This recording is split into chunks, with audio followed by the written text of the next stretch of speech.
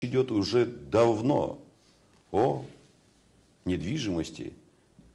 Это в виде квартир и собственности, которая принадлежит нашим людям, в виде домов. И этот вопрос ставился не нашим сегодня, предположим, парламентом, который сегодня есть, или властью, которая сегодня имеется.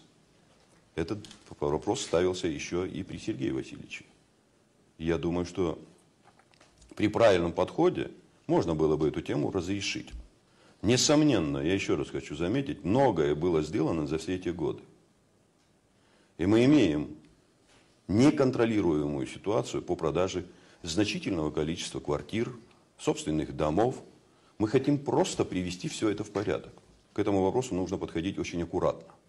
Но я еще раз хочу довести до всех.